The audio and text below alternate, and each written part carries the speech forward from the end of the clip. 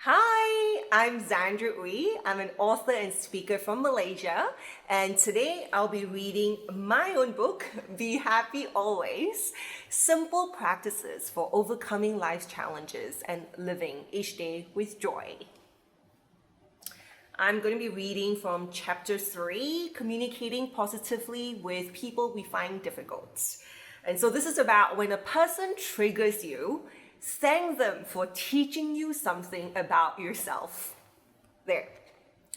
When we have to communicate with someone we find difficult and challenging, it's natural for us to feel that we get along pretty well with everyone, and it's just this one particular person who is being contrary and troublesome.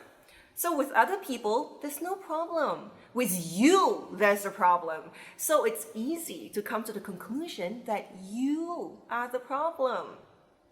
This is why, even though we may understand the practices of self-awareness and emotional resilience, there is still so much resistance in letting go of our negative emotions towards a person we find difficult. Because we're thinking, why should I have to work on it? Why not you? This is why we often don't work on ourselves as much as is needed. We think we're actually quite good at being a happy person. We're having positive experiences with other people. So with the few people with whom we have negative experiences, it's easy to think that it's more their problem than ours. It's very easy to self-reflect for a while and then decide that we are not the problem and then let it go, in the sense of pushing the responsibility for practicing self-awareness and emotional resilience onto another person. This is essentially us excusing ourselves from responsibility for our own reactions. There are all sorts of people in this world. People can be entitled, ignorant, and rude, and they can contribute negativity to society. It may indeed be absolutely true that the other person is less reasonable and more egotistical. Yet, if we find ourselves being triggered by this person, it is like having a sign light up that says, here, this is where I can work on myself.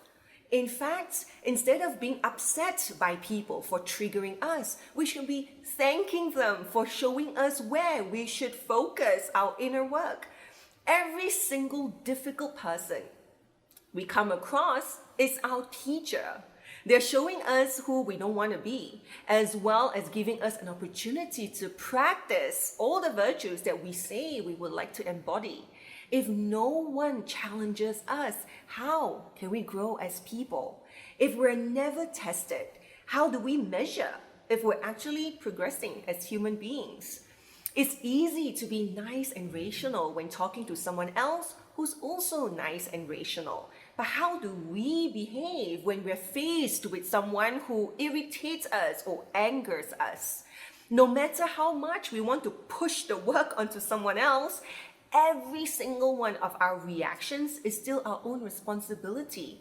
If we think you should be more patient, it indicates that we are feeling impatience about other people's impatience. If we find ourselves getting upset at someone's ego, it means that our own ego needs attention too.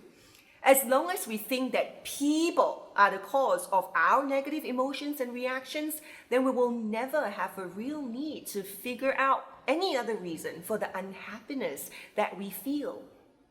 This is why, even though our objective may be to grow as a person, if we're stuck in this pattern, we will see little or no progress. Because if we pick and choose when to work on ourselves, then the reality is that we will get in very little practice. Happiness is a practice. Regardless of whether other people are practicing it or not, we can always practice how to respond positively to challenging situations.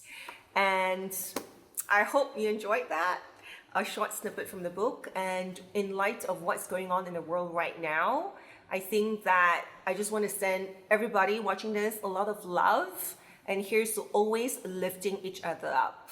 Be happy always. Bye.